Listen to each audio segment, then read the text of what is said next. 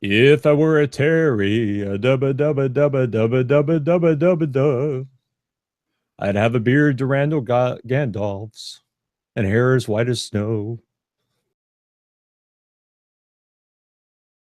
Hello, everybody, and welcome to episode 466 of the Dead Robot Society. Terry Mixon here. Joining me, Paul E. Cooley. How you doing, man? Doing all right. How are you, sir? Finally getting all this damn storm repair stuff and cat chaos handled. Cat chaos. What kind of chaos could it be? Little Black Stray's gotten fixed. Oh no! How do you take that?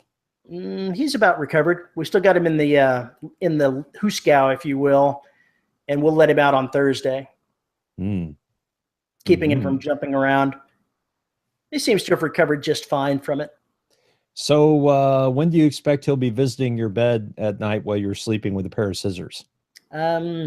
Hopefully never. Cats with scissors is a kind of terrifying concept when you really get down to it. Yeah. See, the difference between cats and dogs is dogs would have the scissors, but wouldn't necessarily know what they were going to do with them. Cats would have the scissors because they know exactly what they're going to do with them. And only the fact that they don't have thumbs is what saves you. It's the only thing saving us right now. Those little hungry bastards would have taken us over. Forget Planet of the Apes. Planet of the Cats. Planet of the Cats, yeah. That's the one I'm waiting for. Cats with opposable thumbs, a horror story. It's going to happen. Weep, weep, weep, weep. You could categorize it as genetic engineering and horror. Genetic engineering. That is not really a category in Amazon that I've ever seen before. It is indeed. I have seen it under science fiction. Are you freaking serious? I am serious. I have seen stuff labeled under the subcategory science fiction genetic engineering. Wow. It's a real thing. That is kind of encouraging and terrifying at the same time. Holy crap. More thoughts for So there you go. Science fiction, genetic engineering, and science fiction. Is horror under science fiction? I'm not sure. I don't think they had one of those last time I checked. But there you go. That when you write that novel about cats developing thumbs and getting into the wild and overrunning humanity, now you know where to stock it. Right. So what are you up to, man? What are you doing? What have you been up to this last week? What have I been doing? I've been pondering my existence. Oh, hell. Yeah. I've been taking care of a few things here and there. I've got more words on destruction. We're getting close to 50K on that one, and started outlining some ideas for some other books last night. Just had some random thoughts here and there, and so I kind of wrote those down. And it's just getting really crowded in my head. All the voices are competing for your attention. Yeah, all the voices are competing for the attention right now. It's like you go back to the story you're working on, you're like, oh, I don't want to be here. I want to be over there with the new shiny. So it's rather apt considering what we're going to be talking about later. But timeliness, that's my middle name. Yeah, timeliness. So anyway, got that done, and I got some more things to think about as far as the career goes and whatnot, but I'm sure we'll be talking about that at some other point. It's just certain realizations and expectations, and it's probably most of it's on me and no one else. But there's just some things that are going to have to, kind of change or get moved around a little bit, and I'm slowly coming to grips with that. Welcome to adulting. Yeah, adulting sucks. It just sucks. But part-time gig is, taking up a few hours a day. It's starting to ramp up a little bit, so it's going to be probably 4 to 6 hours a day.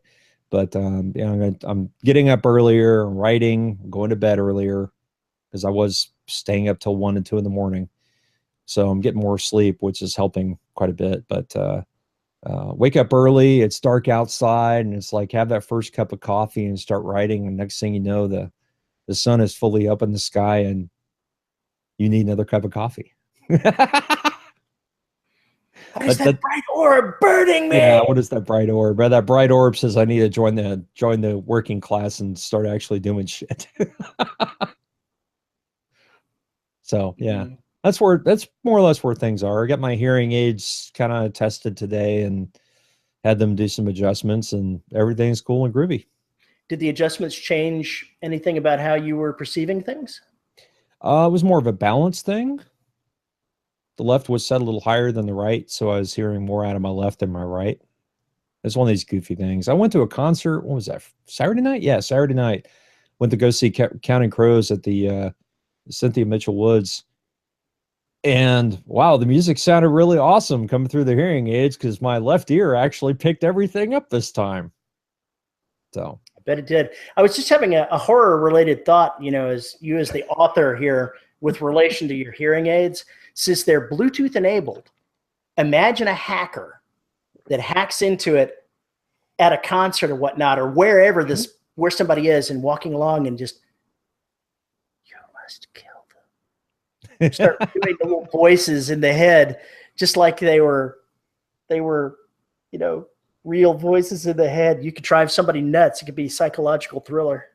Well, with the I actually was thinking about that because the block technology I talk about in Derelict,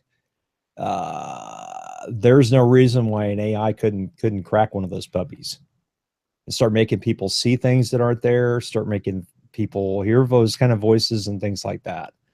So that is one of those things that's kind of on the list of, as we get more technologically advanced, you know, security is really going to have to take a leap in how it is designed to circumvent those kinds of attacks, because they're coming. They're absolutely coming. You know, people are going to have artificial eyes and, you know, with their artificial hearts, with their artificial hearing, with their artificial whatever. I mean, that's probably not that far away. It's going to happen in the next 50 years, I think. Cybernetic wieners. It's the next big thing. Cybernetic wieners. Yeah. Once again, the drive for men to have larger equipment is going to drive the technology market. I could see that the first cybernetic implant actually being related to. Well, they already have that. Yes, but when you take 40,000 people across the world and erect them at the same time with a click of a button. Oh my God, that would be hilarious. Oh Lord. God, Terry, I love you and I hate you so much right now. My next parody is already written. Thanks. I just think it's going to be one of those issues that's coming up, and I imagine in science fiction we're going to see more and more people playing with that idea. And I know there's definitely been books written about that out there, but it is getting to the point where we really have to watch and pay attention to what we're using, when we're using it, how we're using it. As a point of fact there, if you do research, you'll find that I wrote a paper on cybernetic security in automobiles. And there are instances where hackers have managed to get into vehicles on the other side of the country and do things like apply the brakes. Yes. Steer the car. Steer the car. Things like that. I mean, shit that is scary, scary, scary. I mean, they did that on Mythbusters or one of those other shows. I don't remember which, but they showed how it could be completely done. And it's terrifying. It is terrifying. There's no doubt. I mean, I don't know how long it's going to be before we see some major accidents. You know, people are worried about terrorism, you know, bombs and such like that. With the way planes are made today and things like that, when they're talking about making pilotless planes and pilotless trucks, cracking that kind of shit is going to completely become the next wave of quote unquote terrorism or organized crime or whatever. That's going to be the next deal. Already, modern aircraft are fly-by-wire. Yeah. They don't actually have control interfaces that go from the cockpit to the actual controls. If someone got into the computer on one of these big jets and installed something to transmit to it, it's entirely conceivable technologically that they could go ahead and make them into a remote weapon. Yeah. So, I mean, and this is just going to continue as long as we have, and I can't see us going backward at this point. It's too late. As long as we have these kind of systems that can be automated or can be given direction by another system, then even if the aircraft is hardened, for instance, where it won't accept an attack, if the information it's getting is flawed because that's been cracked, then it won't matter. And they've been talking about this with GPS satellites in a big way, because if they're saying quite a few of them are prone to attack. Or if Russia owns one of those things, or whomever, even us, there's no reason why we couldn't give it false information to spew different coordinates to confuse an enemy or cause one of these incidents. And it's eventually going to happen. Yeah, it's eventually going to happen. And the question is, what can we do to minimize it or, deter it? Sure. But something that important, I'm sure, just like places like Equifax, they'll go ahead and they will make sure that everything is safe. Yeah, don't get me started. Don't even get me started on that. Because we'll be here for another hour just talking about that stupid shit. You and I can trade war stories all day long about idiocy in software development and hardware development and the kind of decisions made. The stakes, what Equifax proves is that the stakes are never high, have never been higher than they are right now, and they are only going to keep going up. Yeah, this is all very bad. There's not a single piece of when I took the cybersecurity courses, the professionals that were teaching the course, they were extremely pessimistic. I can see that. Because they said nobody takes cybersecurity seriously. Even after something terrible happens, then everybody else looks at it and goes, wow, that was bad. Sure hope that doesn't happen to us. Yeah, and that's exactly how it's treated. We're not going to spend the money to actually get the professionals to fix this and fight the war against chaos that is cybersecurity. We're just going to go ahead and spend the minimum we can get away with because the bottom line is really important, and pray to God it never blows up in our faces. Yep, that's the way it works. So if you're looking for a new genre to write science fiction in or something to include, this is probably a really good thing to do. So maybe I just gave myself an idea for a new suspense story. So yeah, thanks, Terry. You son of a bitch. We'll call it PaulNet. PaulNet. Let's see what else. I saw It. Did you like it?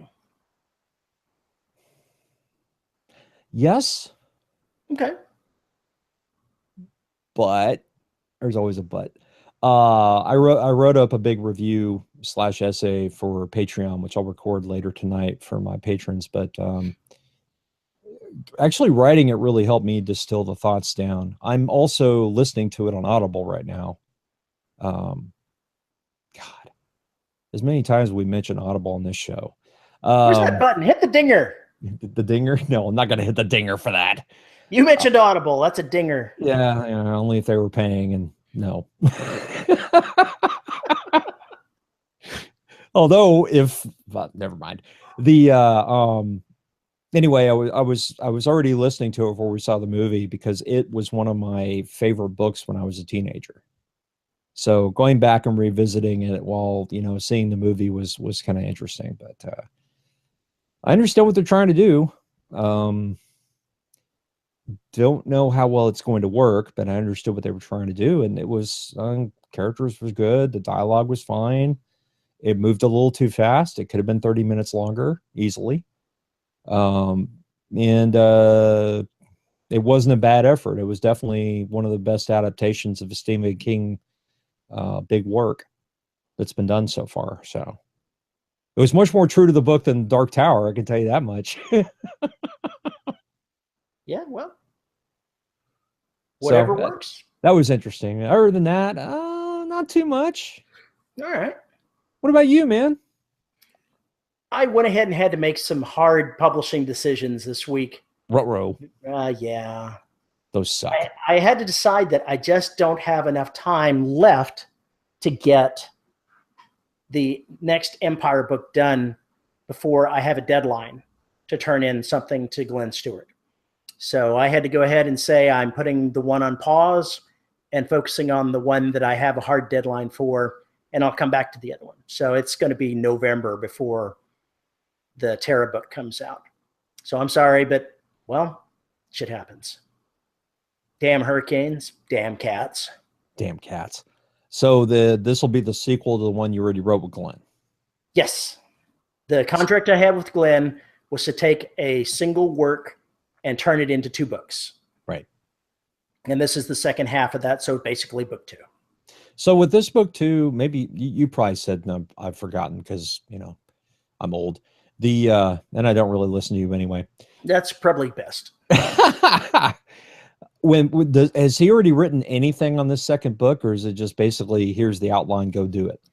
He wrote the original book. That's when right. He was that's 19, right. Something like that. And this is splitting it in 2 and fixing it. So I'm updating the language, splitting it in 2, adding scenes and changing the course of it a little bit.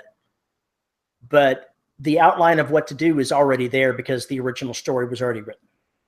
Okay. Okay. So then you've got a lot of stuff to work with. Yeah. So I assume you've read this book?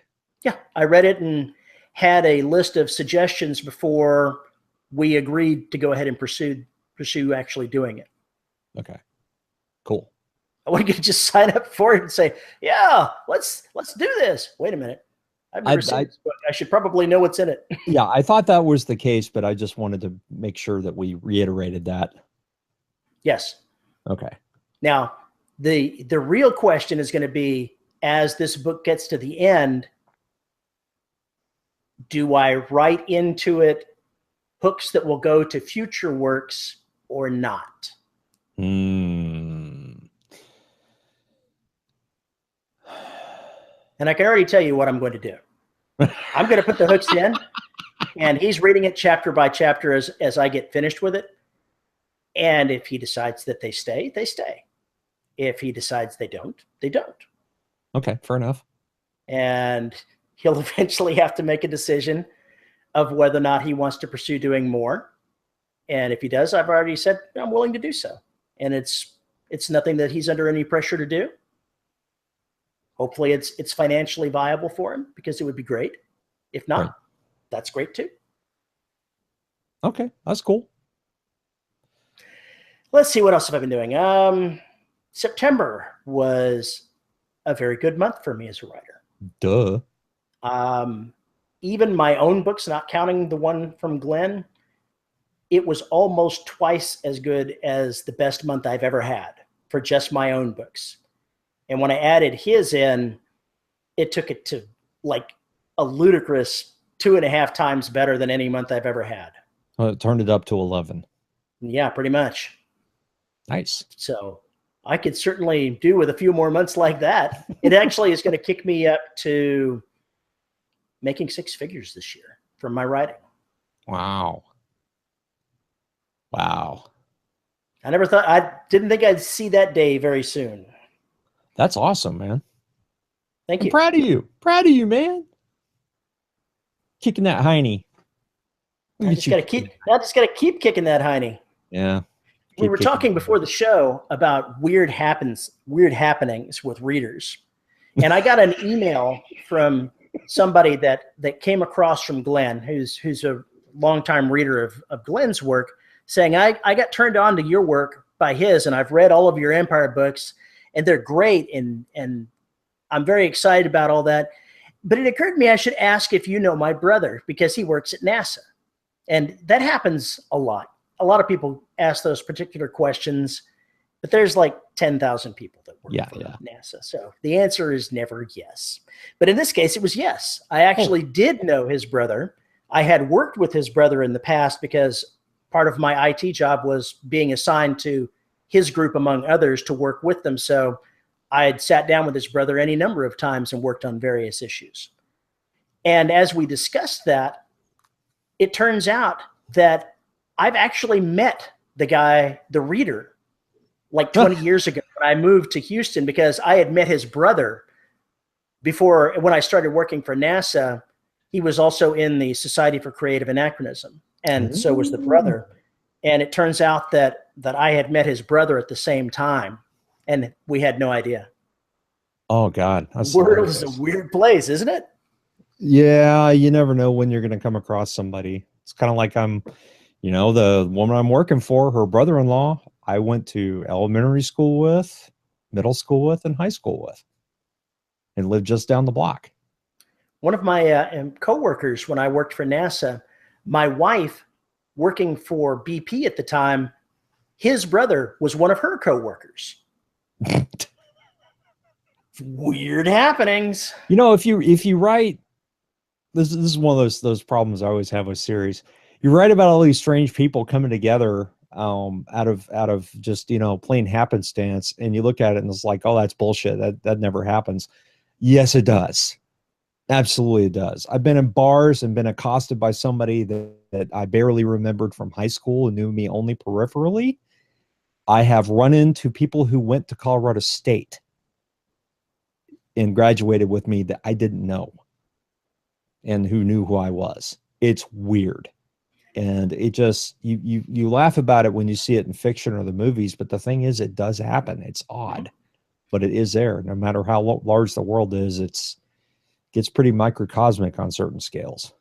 When I was in high school, I was the introverted kid that carried around that pile of books. So I didn't interface with a whole lot of people. And it surprised me when I went to the 10 or 15 year reunion, which it was a mistake. Going back to a high school reunion, it's always a mistake. Never do it. Never, ever do it. Because I never connected with anybody there in the first place.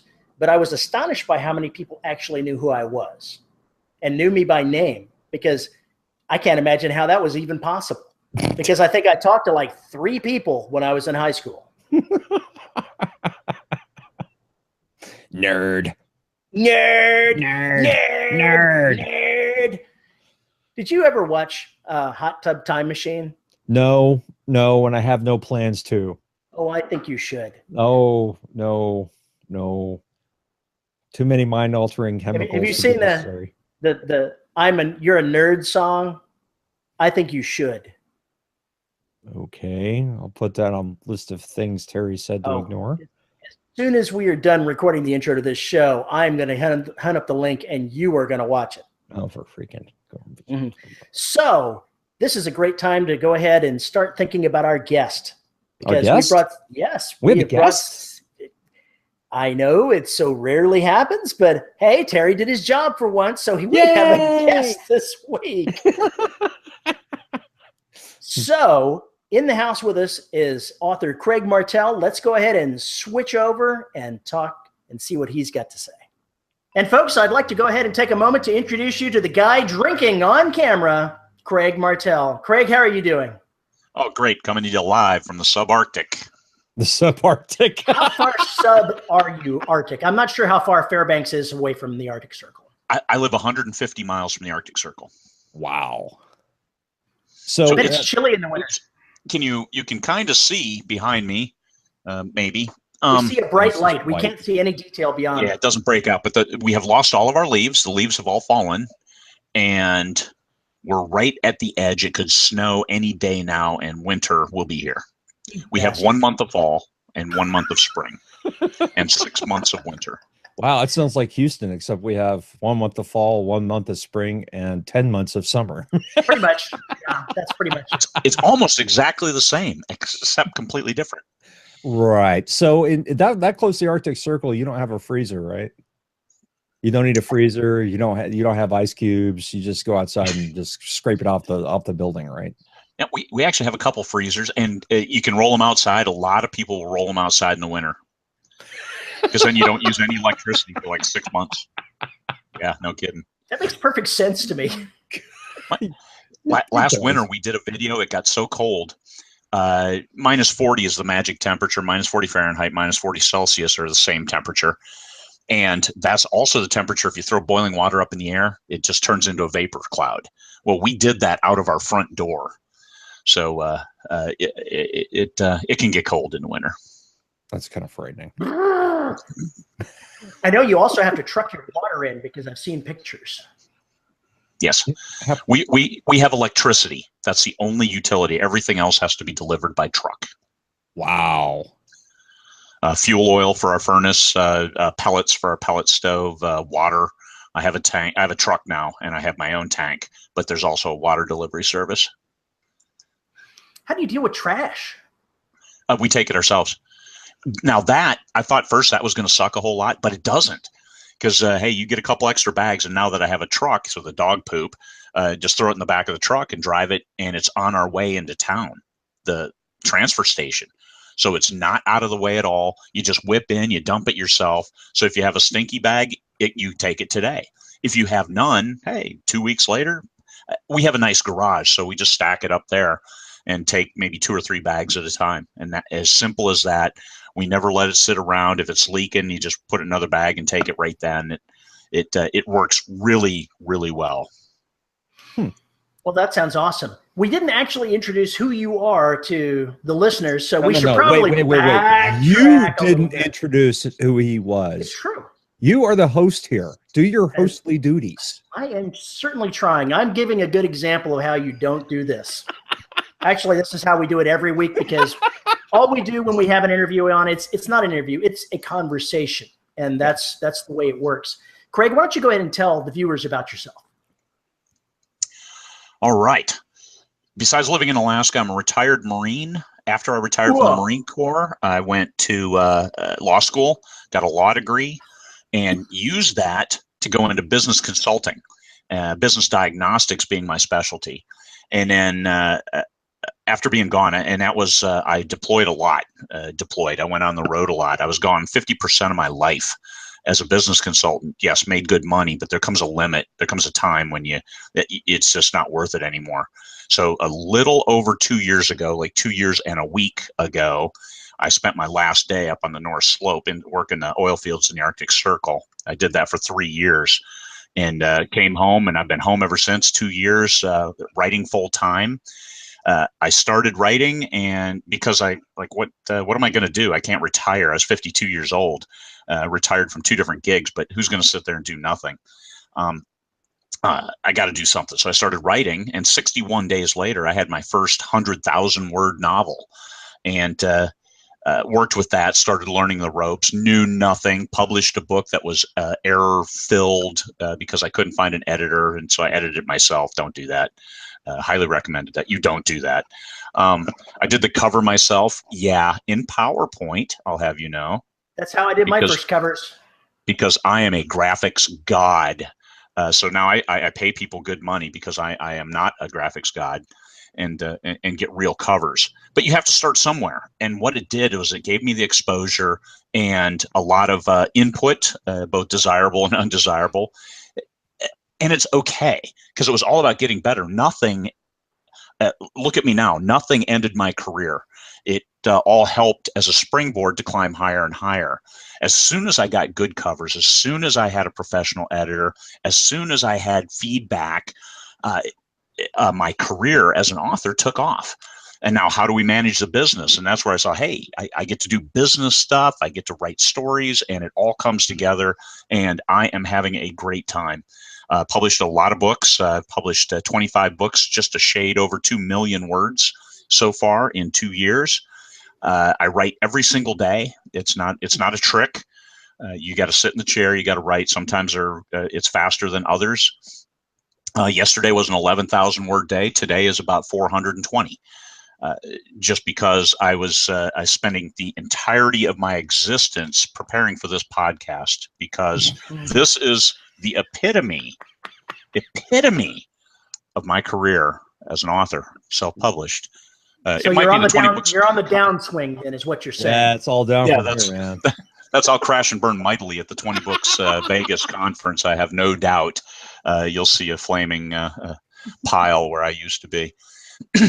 But it's a great gig, and that's what I do. I write books, and I as a retired Marine and lawyer, I didn't need the money, so I was in a little bit different position when I started writing and came full time. So it took me about a year to actually turn a profit as an author. because I wasn't in a hurry. I was in a hurry to do it right. So a book, nothing sells the next book like nothing sells the last book like the next book.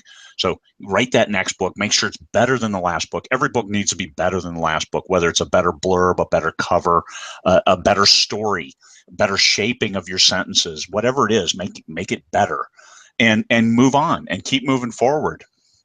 And then you'll find that once you get that traction, it's a really rewarding. Because now I launch a book and it's going to be 150 to 200 overall. So what's the target? Well, get under 150 on a launch. How do we do that?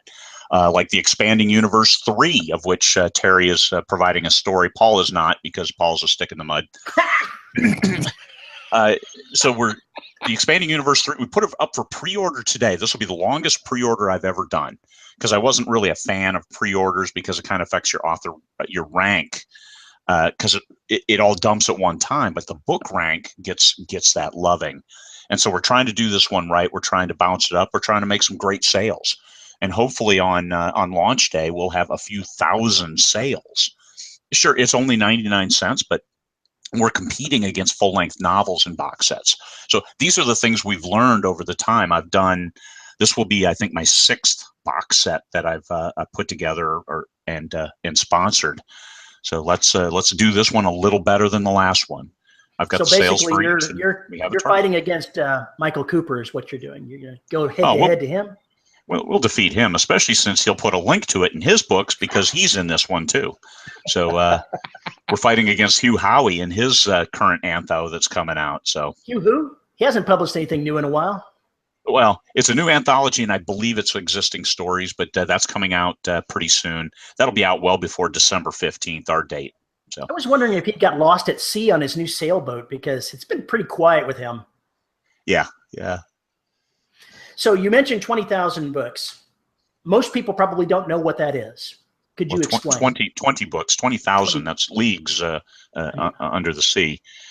20 books. 20 books 20 to 50K. 20,000 is where, 20 to 50K. You're right. Yeah, 20 books to 50K is a premise that Michael Anderle came up with. It's based on a minimum viable product, which takes your first 3,000 words and runs it past beta readers and or test subjects or genre specific people. And do they want to read more? It's a binary system. If your 500 words hooks them, if your 3,000 words hooks them, then you have a viable story.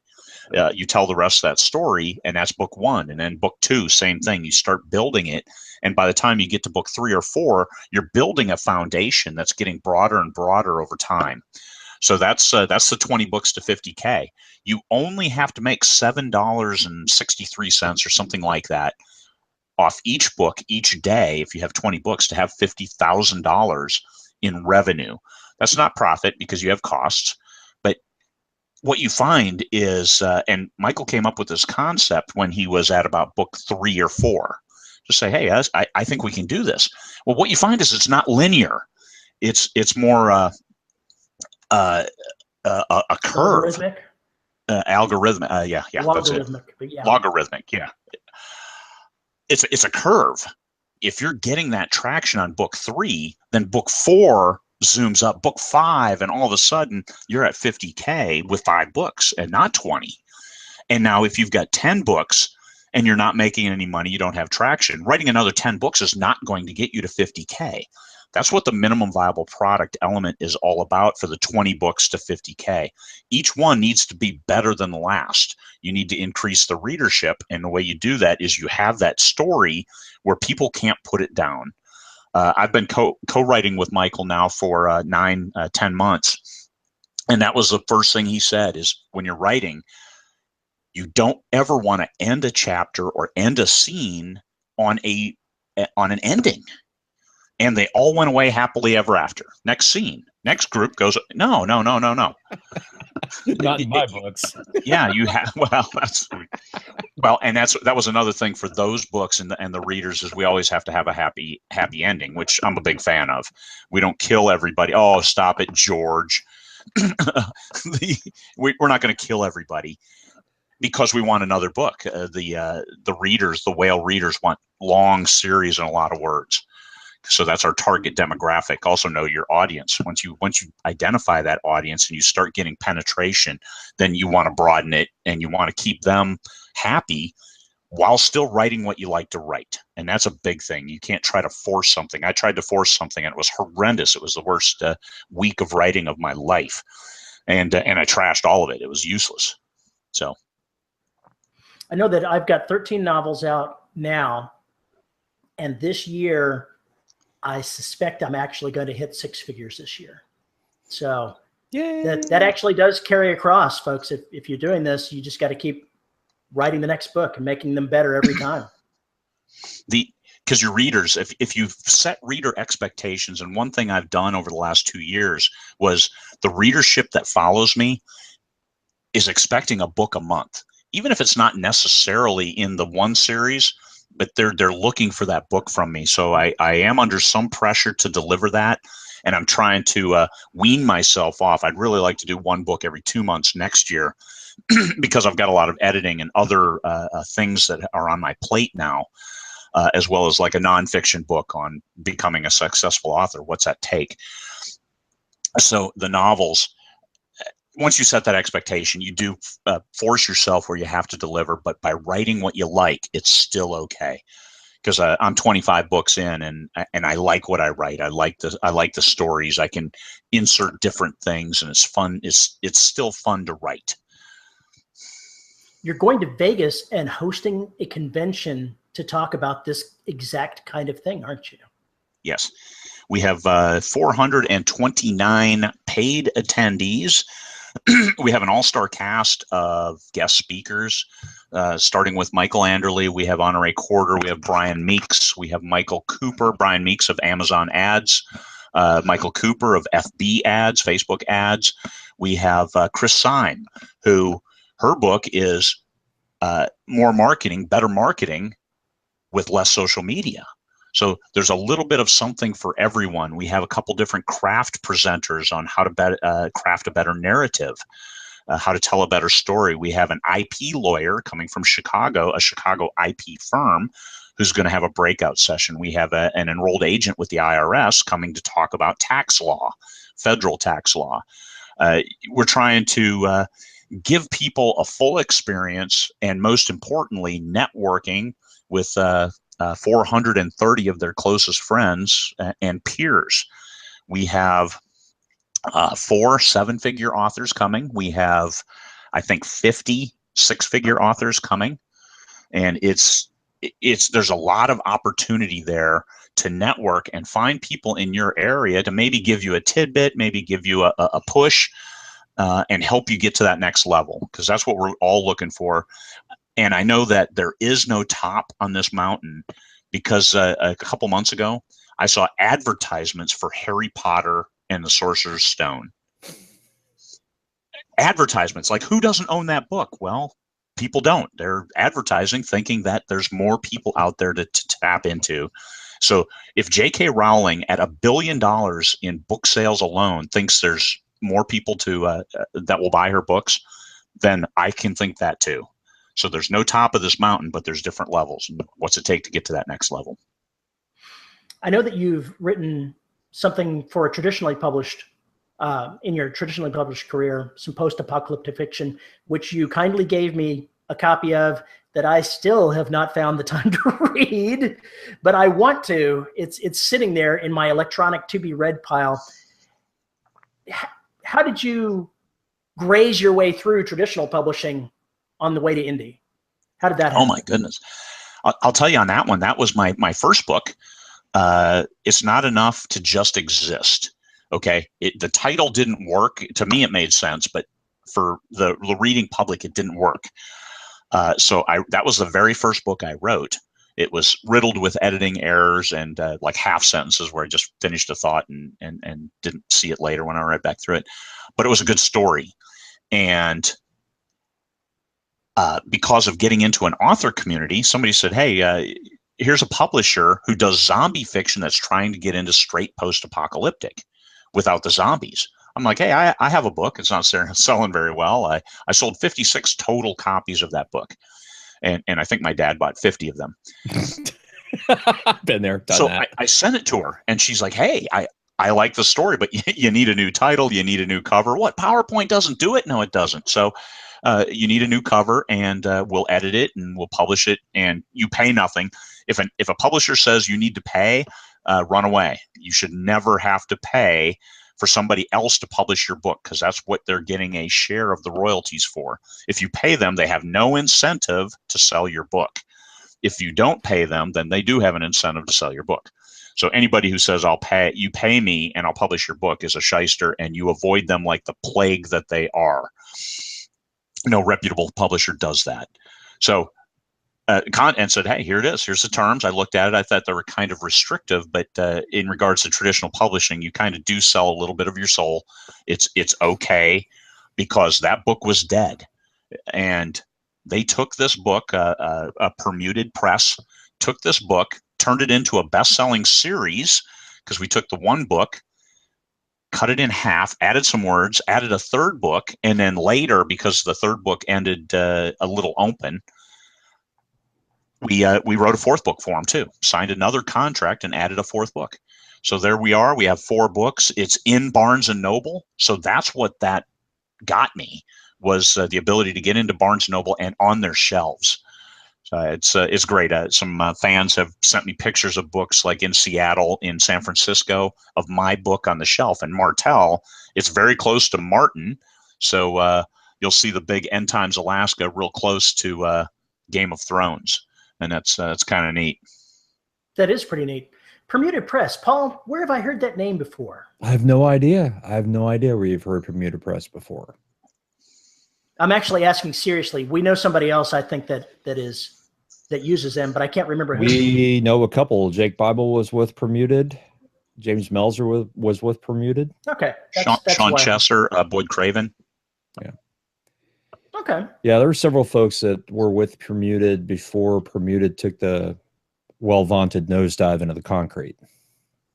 Are they no longer in operations? I hadn't paid attention, I guess. I think they're coming back. They're under new ownership. They've got new people. It's I think they're in a better place and climbing back up. It is going to take them years to get author loyal or any kind of credibility back. It is going to take them years, because they screwed over so many of their authors. Yeah. Well, they haven't. Not me. And actually, the last 2 times I got my quarterly royalty check 6 weeks early. Right. I wasn't talking about fiduciary standpoint, about what they did with the contracts, and the last ownership just really screwed the pooch on everything. I don't know what they were thinking. Yeah. But they were basically taking books from just about any other author out there and creating a complete and total mess for themselves. And they got rid of the editorial staff who knew what they were doing and everything. I don't know what the hell happened. They just went nuts.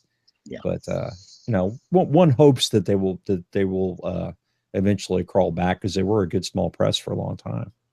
Well, I certainly hope that they come back. Ask some questions, Paul. They're doing okay by me. So that's all I can say. I don't know anybody else. I do know people with them. We don't talk about that. But for me personally, they're doing me right. So that's good to know. Paul, do you have and you want to shape this conversation here? Because I can keep talking. How the hell would I shape this conversation? I don't even know what we're conversing about. Open your mouth and ask questions, make comments. Come on, this talk about happy endings and not killing off characters and all this pussyfooting around bullshit, all this commercial crap. Why would I be interested in any of that? Let's talk taxes, man. Oh, for crying out loud! I'm gonna make this worse. Gonna make this worse. My wife, when she was still working, was a financial analyst and has a long tax background. And she came on the show a few years back and talked taxes, and I about fell over because anything with accounting just about makes me die right immediately as soon as I hear it. It's not a good sign when the co-host who is sitting next to the interviewee falls asleep. Just taking hits. Yeah. Oh my God. Especially when they live in the same house. It's just, asking for trouble. She talked me in when I was taking some college classes, she talked me into taking a basic accounting course, and I wanted to hang myself. Accounting is not for me. That's simple enough. Simple enough. So, but Craig, we can what at this point, what are you thinking about traditional versus indie? In other words, would you ever go back to being a traditionally published author? They would have to spend a significant amount of time to convince me how it would be better for me. And it's okay. We share numbers here. I cleared 6 figures in August of this year. Nice. So traditionally published, my books sold, I think, over $40,000 worth of revenue in August alone. So they would have to work pretty hard to convince me how it's going to be a better deal for me. And one publisher did approach me and said, well, we can improve your exposure. I said, you got to be kidding me, right? Is exposure going to increase this number? And he said, well, but we can get you in brick and mortar stores. I'm in brick and mortar. So what can you provide me? He said, well, it sounds like nothing. I said, yeah, that's exactly what I'm hearing too. It sounds like nothing. So don't bring that weak shit in here, meat. So that's what it's going to take. When you say you're already in bookstores, how are you already in bookstores? Because of Permuted. Okay. I'm in Barnes & Noble, my End Times Alaska series. But apart from Permuted, with your indie books, are you going through CreateSpace, LSI? What are you doing? I actually, I go through CreateSpace. I use their ISBNs. I know that's not optimal. You should go through Ingram Spark if you want to. However, my local BNN stocks all my books because I'm a good risk for them. Because if you do it through CreateSpace and a brick and mortar store buys your book, they can't return it. And that's important for their cash flow and their business, that if they can't have a book sitting on the shelf or 10 copies of that book sitting on the shelf for years. If it doesn't sell in a year, it's going back, or a quarter, or whatever it is. And one thing that Permuted did for me was get that sale and buy that shelf space. So I have shelf space for the whole year for End Times Alaska. I've sold so many copies here in Fairbanks that they've got that permanently set aside for me. So that's a good thing. And they've added in my other books as well. So get in good with your local BNN, your local Barnes & Noble. The manager here is a fan of my books, which helps immensely. And I'd like to think they're good books and not just, hey, they're a fan because of a local author. But that's what it took. It took Permuted first to get me in there and get the visibility, and then second, my other books and a pretty healthy backlist. Okay. So are you with Kindle Unlimited as well? Is all your stuff basically you're monogamous with Amazon? You bet. The money is so damn good. And if it ends, now the good thing for me, putting your eggs in one basket is not a good thing, but I've got audiobooks, I've got paperbacks, I've got multiple revenue streams, none of which I need to survive.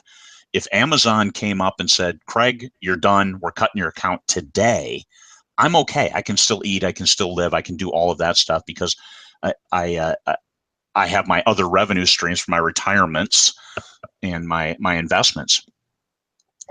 It's important. I couldn't write a word before I retired and started writing full time. It's for me, it's all or nothing. As a lawyer, it was all about lawyering right now. For business, it was all about businessing right now. And that's how I did my life. In the Marine Corps, it was all Marine Corps right now. So I try to give 100% of my attention to what I'm doing. And writing, you can't, for the people who are able to write, work full time and then still write 1,000 words a day, you are incredible that you can maintain that focus, cut yourself out, and then jam the words, and then go back to your life and work your day job.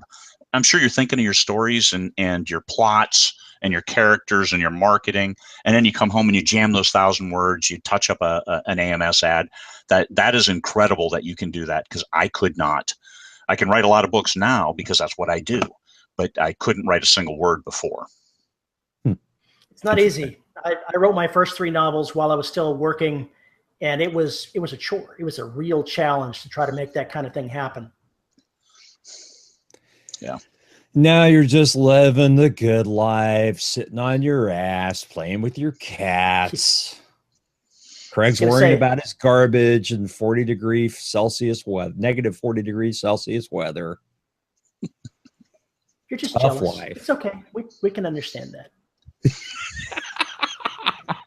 Oh, wrestling boots onto a pit bull is never a fun thing, but that's no. Yeah, I've tried to wrestle a sweater on my American bulldog, and that goes awry quite often. A sweater. Do you live in Texas? What are you putting a sweater on a dog for? This dog doesn't have fur. She's got hair. He knows what I'm talking about. They don't have fur.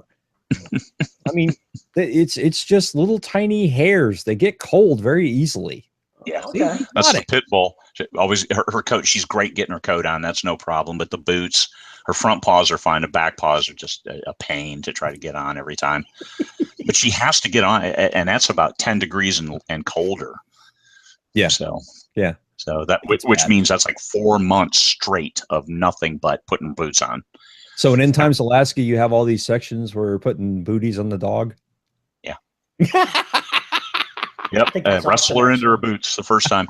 I need to answer this real quick. I'll be right back. Slacker. Yeah, I know.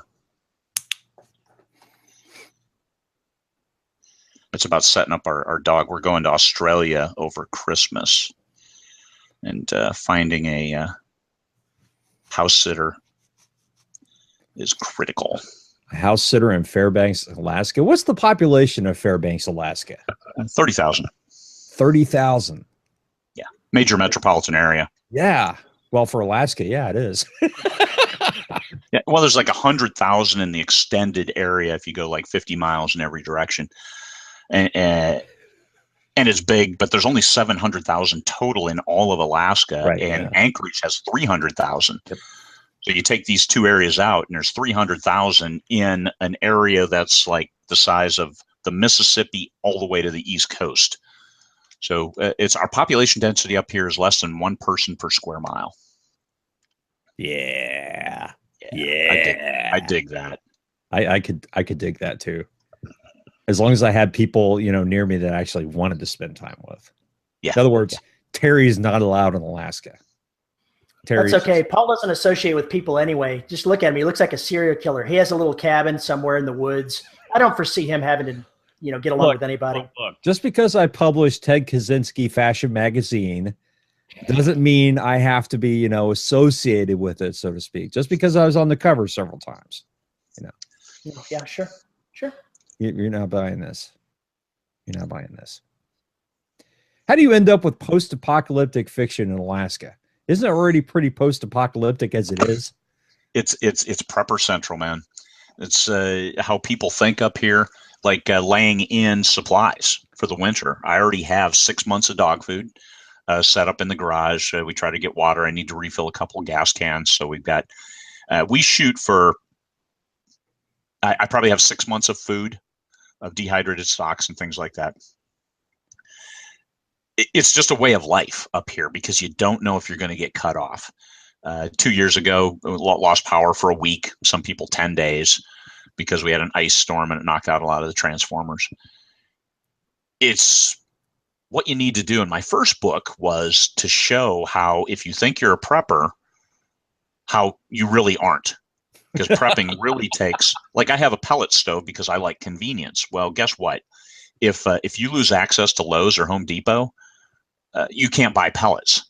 You need to have a real wood burning stove because then you can split the wood and you can burn and provide heat for your house. A pellet stove, no. That's so I'm not a prepper. A survivalist, yes, I can survive. 20 years in the Marine Corps kind of teaches you how to do that. But prepping, how do you learn that? And that's my books goes through that journey of what I wish I knew as I was going. I've written one post-apocalyptic novel, and I am in the same boat. I am not a prepper, but I look covetously at many of the things that they have. So I wish I were. So I used that book to write an adventure story set at the end of the world. Good to go. I tell you what, though, the BioLite stove, that is the gouge. That thing is the gouge. It's a little stove that is battery operated, but it charges itself because of the heat. So it takes the heat and charges, and it has a USB port, so you can charge your Seen phone. those. The BioLite stove, man, it is. I have it in all my books. It's just a great piece of gear. Now you got me Absolutely. looking this shit up because I'm looking at this right now. Oh, that's obnoxious. There's a little What one. the hell? There's a big one, and all you got to do is have little chips of wood, and you can charge your cell phone, and you can boil a pot, because coffee. It's important. I lay in 6 months of coffee, because if the world ends, homeboy's still going to have coffee. I need a year. Talking with preparation type stuff. If I ever get better than I am, I have got a Harvest Right freeze dryer on layaway, and I am eventually going to have that sucker in my house, simply because I can prepare a lot of the food that I want and freeze dry it and not have to make it again later. So It's on my list. Good. Yeah, of course I have a generator, a pretty high speed one with the 220 and the 110. I didn't get the whole house generator because if the world ended and I needed to provide power, the whole house generator is really a fuel hog, and if you want to use 1 or 2 gallons a day, you don't have a whole house generator. You need the little one, and you need to selectively plug your stuff in, like your freezer, except in the winter, but things like that. Yeah, I was looking at whole house generators because I used one for the novel that I wrote, and it's like 2-point-something gallons of liquid propane an hour or something obnoxious like that. Yep. Wow. Yeah, it's a big number. So you need like a 10,000 gallon tank. You need the same kind of tank that a gas station might have. Which I got the guy. Woohoo! When you're the author, you can go ahead and have somebody do that. Yep. That's in my series. I made it accessible. Nobody tapped the tanks at the gas station nearby. So Cheater. access to a 10,000 gallon tank. Cheater. Yeah. But gas is these bad are over adventure time. stories. So Yeah. you just have to have a carburetor. That's the only thing. You can use old gas, but not in a fuel injected system. Yeah. I did not know that. That's good to know. That's prepper gouge there. So always have a carbureted vehicle that you can use. Yeah, I've been looking at there's here we go. We're just diving into this sideways here. Something that I saw DRS in for our either personal Off Grid fans. or American Survival Guide, because I read both of those. I saw somebody that had an old GMC pickup truck that they added propane as a fuel source to it. They can switch between gasoline and propane. They've got a tank sitting in the bed of the truck, and it's not got any electronic stuff in it. It's old enough to where it's not. And I'm like, oh, I'd like one of those. That was a big deal in the early 80s, was to have a Yeah. flip between propane and gas. Yeah, a lot of those conversions were then. You have to. It can mess with the carburetor and it requires more upkeep, but it's upkeep that you can do without a computer, which is important, as opposed to having an electronic fuel injection or some kind of module to control the system. You need an old carbureted vehicle, and that can be your prepper vehicle. Or if you're like me, you have 2 brand new vehicles and you just don't. You just hope the world doesn't end. Hope is my plan. So you've written post-apocalyptic, you write space opera, and you write with Michael Anderle, so you write a little bit of fantasy going in there as well. What pieces of pie do you have that you're writing in? Space opera is my favorite thing to write. I also have space adventure. I have RPG gaming kind of stories with Metamorphosis Alpha, as well as my Free Trader series is based off role-play gaming from the early 80s and late 70s. I also co-write with Jim Ward on a couple things. So that's my honor and pleasure. He developed Gamma World. That was his rules, as well as Metamorphosis Alpha. The series that I co-wrote with Michael Anderle it has some paranormal elements to it, because there's werewolves and vampires, as well as a little bit of fantasy, Handwavium, because some of the technology in the space opera side of that storyline. Post-apocalyptic, because the world ends and they work their way back up. Little mill sci-fi. I love mill sci-fi, and that's my space opera has a military side to it. Cygnus Space Opera, it has the Cygnus Marines, that they developed based on the USMC. It's easy for me because I served 21 years. So I always model, if I have Marines, I model them on US Marines. I can't do Royal Marines because I don't know. It's important to write what you know. And also that limits the amount of research I need to do, because research, as you know, is a rabbit hole and takes time and will suck you down and take you away from your plot as you see these others. Oh yeah, I'd love to include that. No, don't do it. Don't do it. So we want to keep research to a minimum, just go with what we know. If we do need to research, it's very important. Research that one thing. Don't go too far. Get your answer and get the hell back into your story. Otherwise, you'll be gone. Google will own your lame ass, and no story will be written. Paul knows exactly what you're talking about. That Paul just goes down the rabbit hole. Well, yeah, but then I end up coming back up with and with a whole bunch of shit to add. It's usually a matter of when I'm writing is I'll find something and be like, I need to know about this. And I go look at it and find out check 3 different sources to try and compare what they say. And then I grab that tidbit and I say, okay, well, this is either going to work or I'm going to have to make it weird. And that's when I go for that. But I mean, even when I was writing the Gragas children's stuff, Terry, I would jump down on one particular point in history and get the context and then jump right back out and go put it in the book.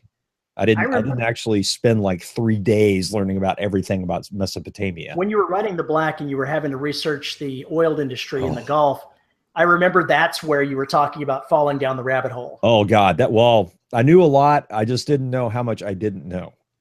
Yeah. And when you're trying to make a monster that's somewhat credible and at the same time is going to baffle, experts on chemistry and hydrocarbons, you need to know what would be weird. So yeah, plus you just have to know what an oil rig is, because you have to do certain things to it for the final conflagration where everybody dies, Craig. Everybody dies. Sounds like an unreadable book, man. You wouldn't know it by the sales. That's great. But well, it's managing. We talked earlier about managing reader expectations. That's it. George R.R. Martin sells 1 billion books because he's managed it. People expect everybody to die. They expect the Red Wedding every other chapter. So as long as you manage that, and the first one came as a shock, and it took a long time for that first book actually to gain traction. And then as the HBO series, okay, wow, this is really cool. So people dove in and just expect that. If people are expecting a happily ever after, and then you just kill everybody in the end and say, hey, we'll see you on my next book, you probably won't. I have for the record, there are only 2 stories where everybody has died, and they're both shorts. Only 2. And they're short stories where everybody died. At least you didn't pull it off like Scott Sigler did when he wrote Earth Core, and he killed off the protagonist a couple of chapters before the end of the book. Yeah, that was not well. I'm not even going to go there. That was just Scott being Scott. There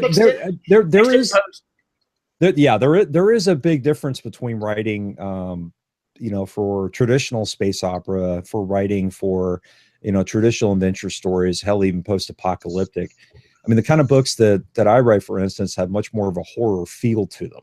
So they're darker on purpose. It's okay if people die in horror. It's really okay. It's okay if people die in suspense thriller. That's what's supposed to happen. You're supposed to be, but I mean, the trick is making people care about the characters. Yeah. And then do horrible, awful things to them. It's the whole point of the genre. I mean, that's how it works. So with not the fluffy bunny. Yeah, there's no fluffy bunny. We're not going to have a conversation about how great unicorns are. It's more along the lines of, what the hell is that? Why is it trying to eat me? So it's just a different kind of setup. But it's funny how many of you people, I'm looking at both of you, wuss out and will not do what needs to be done when it's time to just basically slit a character's throat and walk by. Humbug. That's just let the body drop where it needs to go, because it's time for this story to kick into high gear. What's wrong with you people? What's wrong with you? My audience doesn't seem to care. It's like David Weber writing Honor Harrington. He envisioned at a certain point in the story that Honor was going to die, and then it took him 20 years to get there, and he chickened out at the last minute and said, yeah, I would be strung up if this occurred. So he didn't do it. Yeah.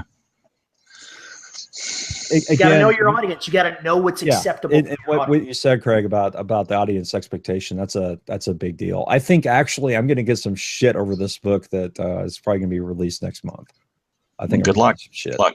Is that Jelly Gator NATO? No, not Jelly Gator. Will you shut up with that? I am not writing Jelly Gator NATO. You should be, because I think the Sci-Fi Channel would make a TV show for it. Look, the Sci-Fi Channel needs to make a TV show with a black first, all right? Because Jelly Gator NATO, it just sounds like something you would get from a sex toy store. I just no. It's got crocodile ribs too. I mean, what the hell? What's wrong with you? So Paul admits he knows the inventory of sex shops. I have a friend who actually ran one of the internet stores for a while, so I got to see all sorts of weird stuff, because it'd be like, hey, Paul, can you go check and see if this page is working? Okay. Oh, my God, what is that?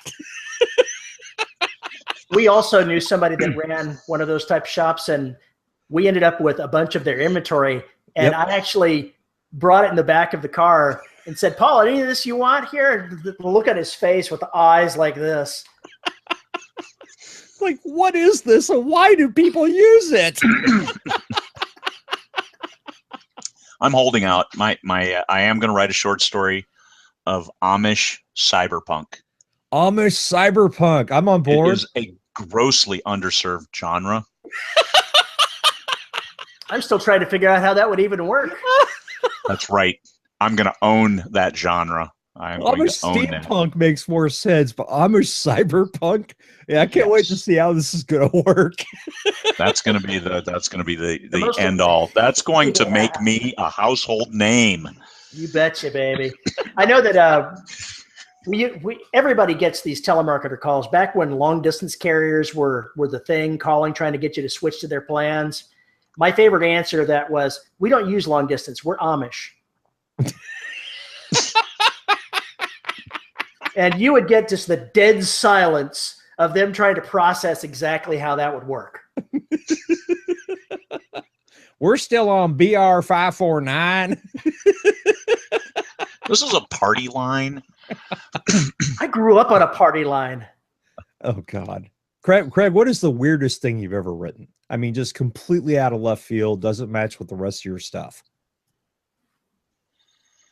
I have one thriller, and I actually call it the best book I've ever written. Rick Bannock, People Raged and the Sky Was on Fire. It hasn't sold well. However, it is the best book I've written. It's the best edited from the perspective that I went through sentence by sentence the whole book with an editor, a high quality editor who does developmental as well as line editing. And we went sentence by sentence through the whole damn book. I mean, those were marathon telephone calls, but it helped me. And she's like, oh, you're missing something here. I had to add a whole chapter, had to do this. So the book came out really well. It's a pseudo autobiography. But it hasn't sold. So I did a short story follow-up, but that's kind of, it's weak. It's not the full story. So weird. No, I'm not, I don't write horror. I don't have a pen name for erotic, werewolf erotica or anything weird like that. Everything I publish is under my name, Craig Martelle.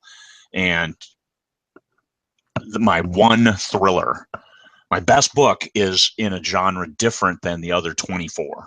So. Interesting. Whereas I actually have a pen name that I wrote erotica 3 or 4 years ago. Yeah. Creepy old dude. It sold pretty well too. By the way, if you're going to write erotica, use a female pen name. Because creepy old dude is not where you want to be with the erotica market. Oh, Buck Naked? Not that one either. No. George Costanza made that famous. Buck Naked. That is a great name for an author. Buck Naked.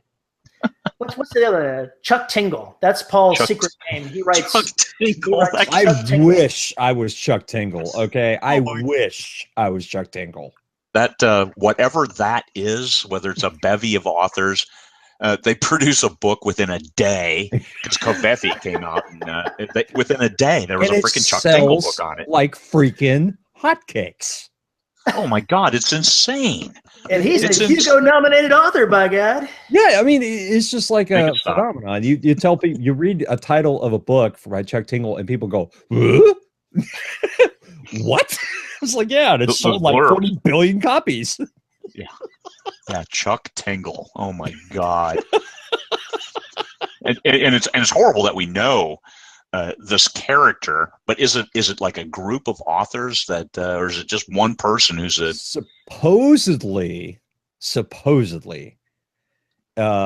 an autistic gentleman whose son runs everything, all parts of the business and everything else. Now, it's impossible to know if that's really what the truth is because of what you're suggesting. It could be one of the Shakespearean conspiracies where, yeah, you have 5 or 6 authors who are sitting down and just going crazy with it.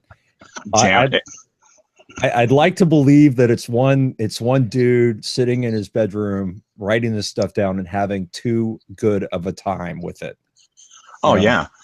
And writes the blurb and makes this hilarious blurb because he's a closet comedian, and then writes a book to it. Yeah. Because the cover and the blurb, that sells the book because they're so freaking out there. Yeah, it's hilarious. It's just bizarro fiction without being bizarro fiction. It's bizarro marketing is what it is. Yes. Yeah. And it really does work for him. Now, obviously not all of us could do that, but because we, number one, don't write that stuff, and number two, aren't talented in that way. But it is really interesting to watch when some of these phenomenons just kind of jump up and bite everybody on the ass, and everybody's left going, how the hell did that even become a thing? Yeah.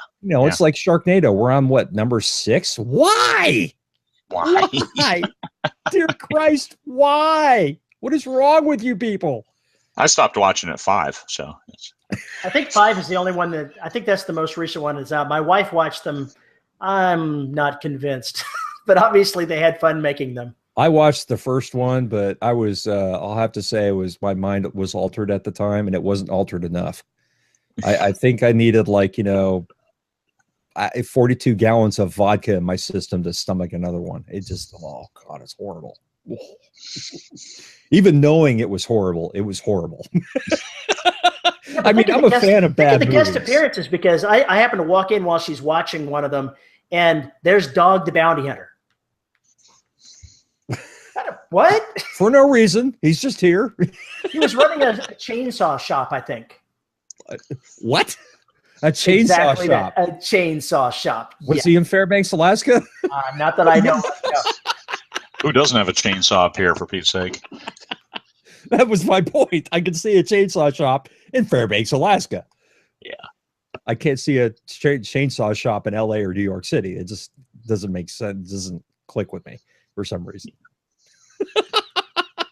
So do you ever think you're going to try your hand at thrillers again?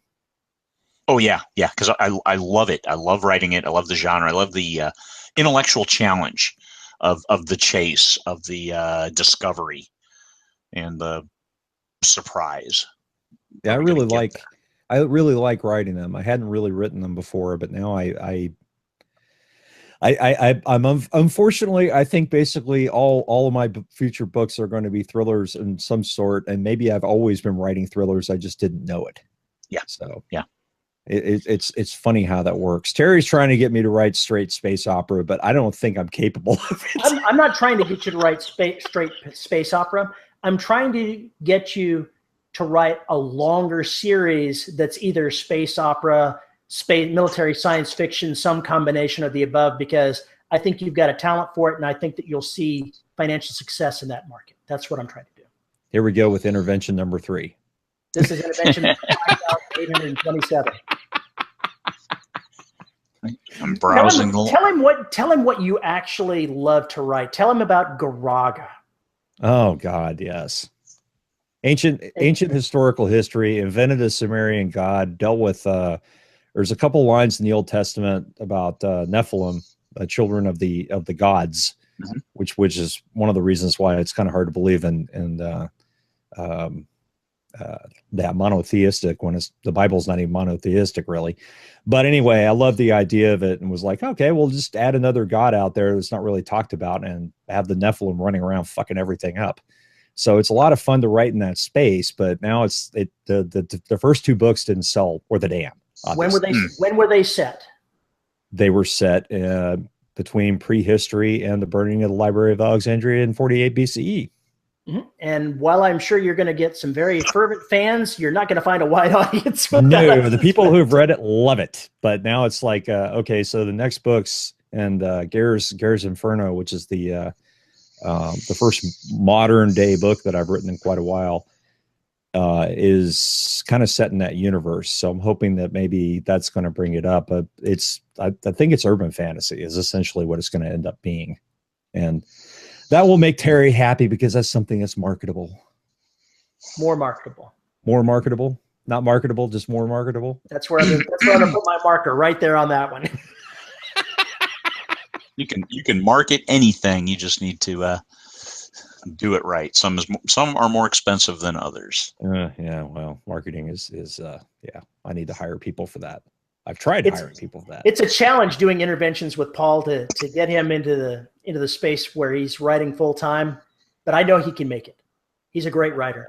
Oh, thank you, Terry. Thank you, Terry. I love you, Terry. Oh, good hugs. I love my little Terry. You have no idea why. I don't know why either. You see, a pimp's love is a special kind of love. If you don't know what movie I'm referencing there, you need to go see Idiocracy immediately because it's pretty much the documentary of what's going on in the United States. So go watch it. Mm-hmm. How did we get on this again? Let's get back onto some type of semblance of order because we've had him on the phone for an hour, so we probably need to be shepherding our way towards the close of the episode. Shepherding our way. Shepherding our way. Shepherding our way. What are the big differences between writing space opera and thriller for you? Thriller is more challenging as far as upfront. Space opera, I pants more. I seat in my pants. I write the story. I've got the characters in mind. I write the first chapter and I write the last chapter and then writing all the stuff in between.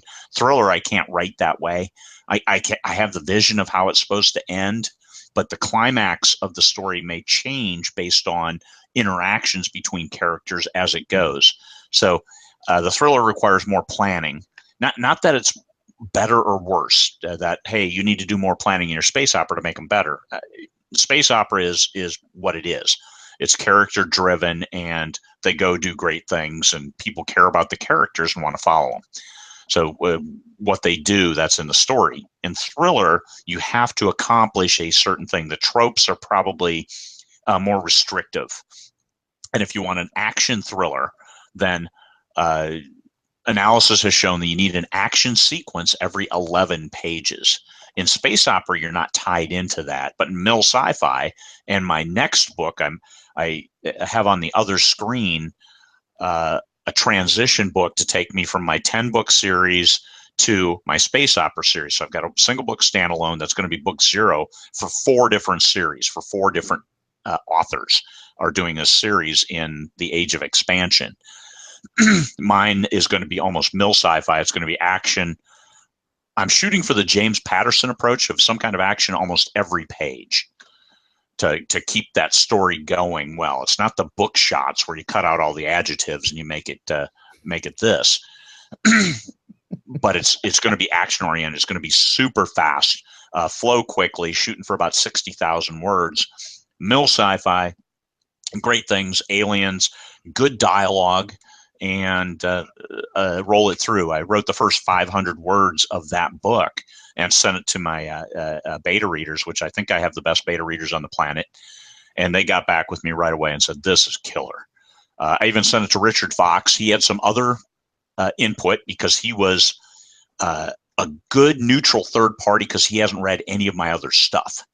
So he read it. He had some other input, and that helped immensely. Okay, for a reader who enters the series at this point instead of 11 books earlier, this is going to be their experience. How do we make this so we hook them and keep them reading, and then get them to buy the other 11 books, the 11-book prequel, and get them on board? Because there's nothing, there's no sale like selling your entire backlist. So. No, that's exactly where you want to be. You want to be to the point where people, and I don't know about you, and I don't really think Terry does this, but I actually reference other books in books, right? Yeah. Especially when I have characters that kind of crossover universes, we'll reference events from other books and not say too much about them, just that, hey, that happened. And then people go, and then they go look at the back catalog and they're, oh, that book.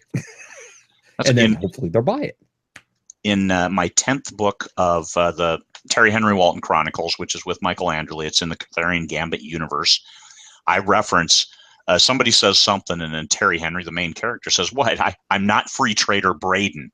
And then he goes on. Well, Free Trader Braden, that's the character in my Free Trader series, which isn't Earth. It's 4,000 years in the future. It has nothing to do with anything. Yet I tied that in, and some of the readers, they liked that I threw that in there as an Easter egg kind of thing. But absolutely, I referenced I want to tie them all together where people, I need to go read the Free Trader so I can see what he was talking about. I know in mine, the Empire of Bones universe takes place about 500 years after the destruction of the Terran Empire and a horrific war that virtually exterminated humanity.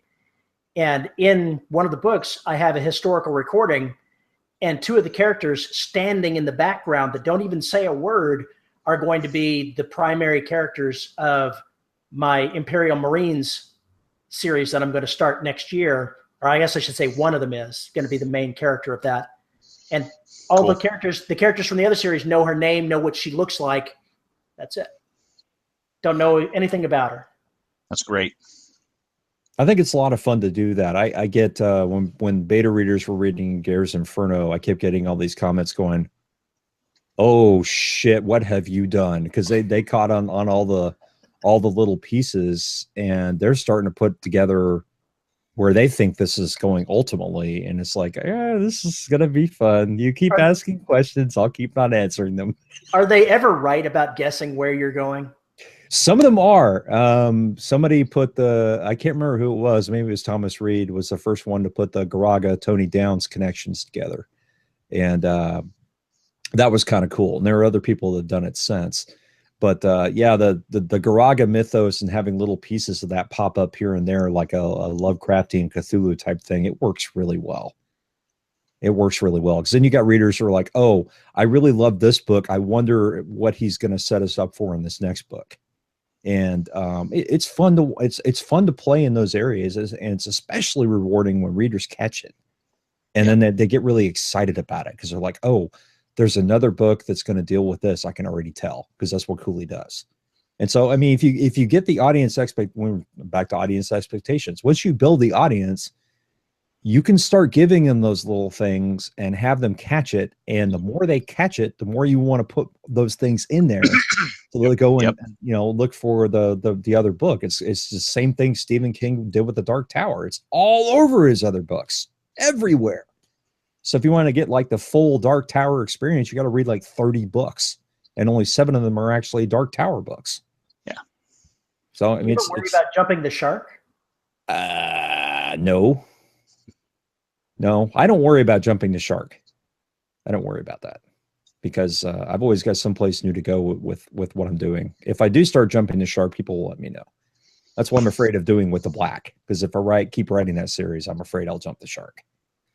But I still got another couple of books. Well, obviously, you need to go ahead and write the Black, use the same events, but put it from the point of view of the monster. Oh, you mean do John Barth's Grendel? Yeah, that'd be fun. That'd be a lot of fun. Actually, Evolution's got a little bit of that. Oh boy, it does. Oh man, you're taking the creature from atomic size all the way up, so it'll be fun. All right. Well, Craig, we need to go ahead and bring this conversation to a close. So would you take a few minutes to let everybody know where they can find you? All right. You can find me craigmartelle.com, CraigMartelle.com, or just look up Free Trader on Amazon or Terry Henry Walton and enjoy the books. Amazon is a great landing page. It's got 4 or 5 pages of my stuff. Mm-hmm. So good to go. Good to go. It does. And I'm sitting at 44 overall on the sci-fi author list. However, our co-host, Terry Mixon, is sitting at number 20. That's what I was looking at on the other screen. I won't last long there. That's the highest mark I've ever gotten, number 15 on that list, and it'll probably be a while before I get back up there again. Well, that's the benefits of having a good deal with somebody else. That really helps. Well, that's your current hurricane-induced writing paralysis is holding you up. And that's the important. You have to have. In order to maintain that rank, you have to spend more on marketing to maintain status quo. So it's okay to have ups and downs as an author. For any new author, you publish a book, you hit 50,000, then you go down to 500,000. It's okay. Until you get enough books that you can have some stability and you can get your marketing on autopilot, you're going to jump up and down, and that's way okay because you still get that revenue. The highs are high. That's a good revenue, and then low, and it all evens out as long as you keep writing. I'm finally to the point in my career where the highs and lows are no longer making me all a nervous wreck because it goes up and it goes down. Now I can not stare at it all the time and move on. So that's a big milestone. That's huge, and that's a book report. It'll ding, and hey, look, I made a set. Stop it. Turn that off. As a business diagnostic specialist, companies out there collect every bit of data, and they look at it incessantly, and you say, are you going to make a decision based on this information? Well, no, then don't look at it. You look at the data that will drive your business decisions, data-driven decision-making. And you only need to look at book report or KDP graphs once a day. How is it doing? Is there highs, lows? All of a sudden, I got 0 on KENP when I should be getting 10,000 page reads. Send a note to Amazon. Hey, this isn't right. But looking at it hourly, minute by minute, you're wasting time. You're affecting your ability to produce that next bestseller. That's the biggest thing. The hardest milestone that it is for me as a writer is getting it ingrained into my head that income is divorced from the writing, in the fact that the writing takes place 2 to 3 months before the income it generates takes place. And so if I get focused on the income, I'm going to screw up the writing, which is going to screw up the income. Yes. It's really a vicious circle that you can get into if you're, oh my God, I'm taking a nosedive. I was getting bummed last year during the election cycle because my biggest month ever was August, same as this year. And then September came and it dripped down, and then October, and it's heading downward, and November hit, and oh my God, I barely made 4 figures in November, and I've got 9 books out, and oh my God, I'm a complete failure. No, not at all. The election sucked the life out of everybody who buys books. Yep. Well, then came December, and I hit just a shade under 5 figures.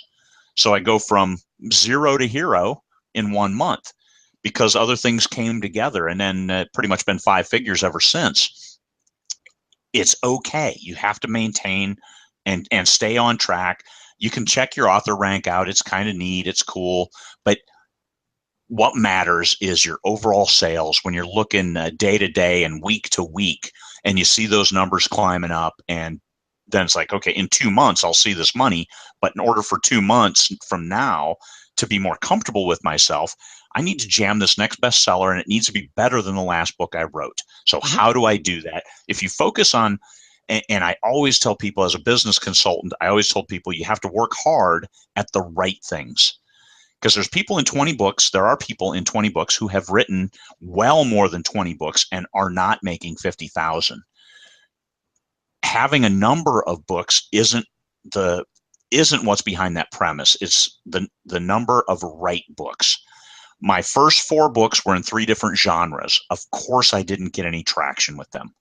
When I hit the 3rd book in the one genre, then I started to see it take off. Then I got 3 books with the traditional publisher who gave me all kinds of extra marketing, and those took off. And that made August last year my best month ever of that process, until December came around and all the other things came into order.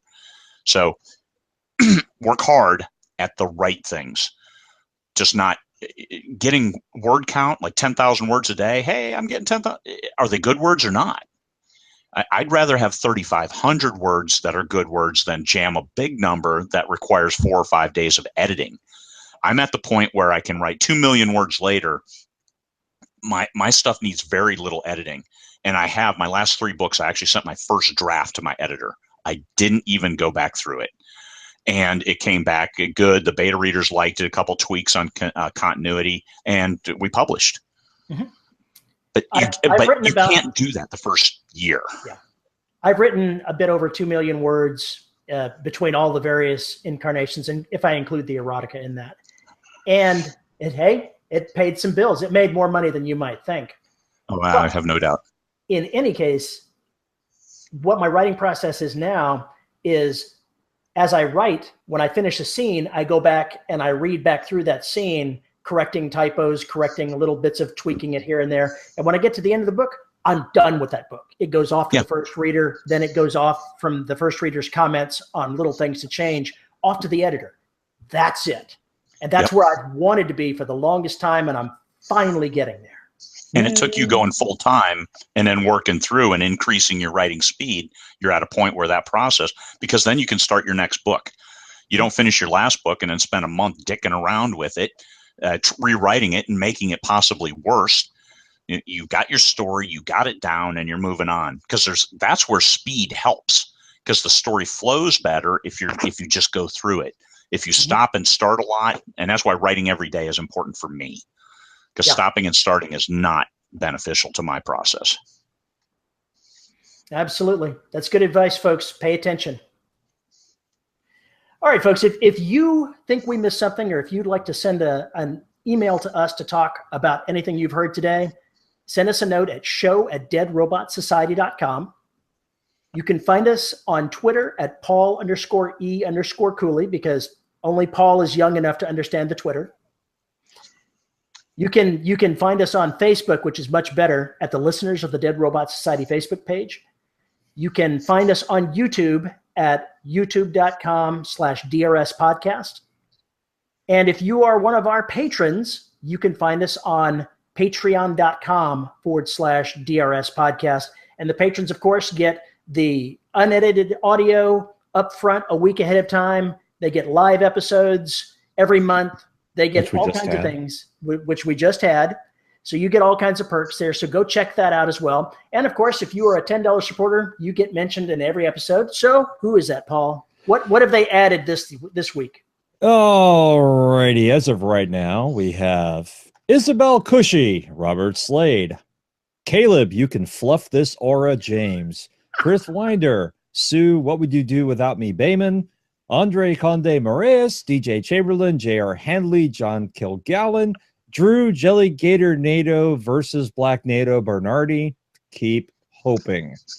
And of course, Jonathan Zarusen. And of course, we have to mention the good folks at podhoster.com, who host all of the audio episodes of almost 500 episodes in 10 years of this show. Folks, thanks for coming in and seeing us. And Craig, thank you very much for coming and joining us today. Hey, thank you. You guys have a great day.